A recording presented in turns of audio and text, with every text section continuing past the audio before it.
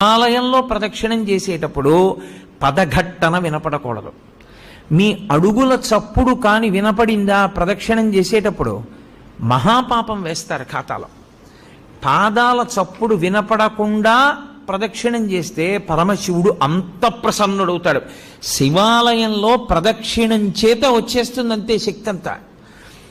ఎలా ప్రదక్షిణం చెయ్యాలని అడిగారు.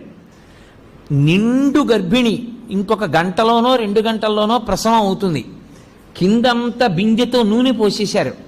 ఆమెకు ఒక పెద్ద బింది ఇచ్చి నీళ్లు చంకలో పెట్టారు, డొక్కలో. ఆమె పట్టుకుంది. ఇప్పుడు ఆ నూనె ఉలికిపోయిన నేల మీద నడుస్తోంది.